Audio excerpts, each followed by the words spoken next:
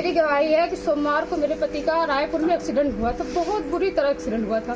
उस दिन सुबह ही ऐसे बोल रहे थे कि मेरा जाने को मन नहीं कर रहा है। मैंने कहा नहीं जाने को मन कर, मत जाओ। लेकिन और उनको जो है बार बार उनको ऐसे रहा कि मैं जाऊँ वहाँ। तो 7 बजे यहाँ से निकले, बहुत लेट उस दिन गए क्योंकि उनको सुबह से नहीं मन रहा था। जब यहाँ से गए तो वहाँ मेरे मन में भी ऐसे आ रहा था कि यार मेरे पति से बोल रहे थे, पता है कि मेरे शरीर में उलझन ऐसे हो रही थी। तो मैंने कहा कि मैं कम से कम उनके पास 4-5 बार मैंने फ़ोन किया, बार बार फ़ोन कर रही थी कि मतलब सामान ले लिया। कहें हाँ सामान ले ली, आवत ही। फिर उसके बाद जब उनका एक्सीडेंट हुआ से पहले 15 मिनट भी पहले हमसे बात भई उनसी, तो कहें हमारे जेब में 500 रुपया है, जाने रहो। कहे ठीक है, कहा पैसों को हम भाग जाए, पैसा ले आया हुआ। उसके बाद जो फिर आए जो चले, उसके बाद जब वो आगे उनके ट्रैक्टर था और उसके पीछे ट्रैक्टर लगा रखे थे, और ट्रैक्टर जो है ट्रैक्टर वाला में रायपुर में एक बैग ऐसा ब्रेक मतलब पीछे को मारा। मेरे पति अपनी जान बचाने के लिए खाई में गाड़ी लेके चले गए, पूरा माल भी छूट गया, गाड़ी पूरा लेके चले गए। उनके सर में यहाँ इतना तेल लगा था, इतना हाथ घुस जा रहा था, इतना मांस पूरी लटक उठी थी। अब मेरे जेठ के पास उनको कुछ नहीं समझ में आया, मेरे जेठ का नंबर ऊपर था। उन्होंने जेठ के पास मेरे फोन किया, भैया हमारा एक्सीडेंट हो गया है यहाँ रायपुर में, तुम जल्दी आओ। तो यहाँ मेरे जेठ ने मुझसे नहीं बताया, वो 4-5 लोग को लेके यहाँ से निकल गए। तो मुझे ऐसा शंका लगा, तो मैं गई वहाँ दुकान पर। मैंने कहा कि भैया मेरे कहाँ गए? तो मेरे गांव के एक लोग थे, उन्होंने कहा कि मामा का एक्सीडेंट हो गया, तुमको नहीं पता? उनका नहीं, हमको तो नहीं पता है। तो मैंने कहा कि मैं फोन करने लग गई उनके पास, तो फोन कोई नहीं उठा रहे थे। तो मुझे ऐसा लगा, मैं गई बेदी प्रार्थना करने लगी, तो मुझे ऐसा लगा बहुत ज्यादा हमको घाव लगा है। तो मैंने भैया के पास फोन किया, मैंने कहा भैया मेरे पति का एक्सीडेंट हो गया है, आप उनके लिए प्रार्थना करो और उनको पिता परमेश्वर उनको चंगाई छुटकारा दे प्रभु जी।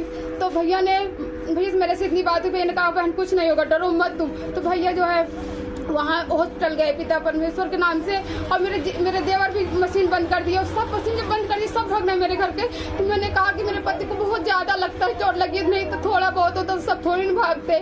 तो मैं कहीं मुझे लेके चलो, तो मैं लड़का कहता तुम क्या करने जाओगी वहाँ पे? मैंने कहा नहीं मेरा वहाँ जाना जरूरी है, मैं जाऊँगी। तो कोई नहीं लेके जा रहा, तो मैंने कहा कोई नहीं लेके जाएगा तो मैं रिक्शे से ही आऊँगी वहाँ पे। तो मैंने फोन किया, मेरे जेठ ने कहा कि मैं सांगीपुर में हॉस्पिटल में लेके आ रहा हूँ। तो मेरा देवर ने कहा कि रुक जाओ मैं लेके चलता हूँ तुमको। तो उन्होंने कपड़ा बदला और मुझे यहाँ से लेके गए। जब मैं पहुंची हॉस्पिटल, तो गेट के पास जब मैं जाने लगी अंदर, तो मेरा बेटा रोते हुए बाहर आया, बोला मम्मी अंदर मत जाओ, तुम मत जाओ अंदर। तो मैंने कहा, मैं वही रोने लग गई, मैं वही रोने लग गई। मैंने कहा परमेश्वर आपने मेरा जोड़ा सलामत रखो पिता। आपने कहा मैं अपने बेटे को कभी लज्जित नहीं होने दूंगा, मुझे लज्जित मत होने दो पिता। तो वहाँ जितने बहनें थी, मैंने कहा बहन मेरे पति उतरे थे एम्बुलेंस से, तो क्या उनको होश थी? तो उन्होंने कहा नहीं, उनके ऊपर कपड़ा डला हुआ था, मुझे नहीं पता है। मैंने कहा बहन कोई जाके मेरे पति को देख लो, मुझे नहीं जाने दे रहे अंदर। तो कहा सबने कहा चुप रहो, रो मत, तुम जो है विश्वास करो। मैंने वही प्रार्थना करने लगी।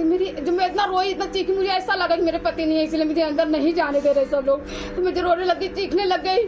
तो मेरी आत्मा जो परमेश्वर वचन कहती है, सच कहती है परमेश्वर की वचन, मेरी आत्मा जो है अंदर से ऐसे बोली तुम मत रो, तू बेशक नहीं जा पा रही, लेकिन मैं अंदर तेरे से पहले पहुंचा हूँ उनके पास, उनको कुछ नहीं होगा।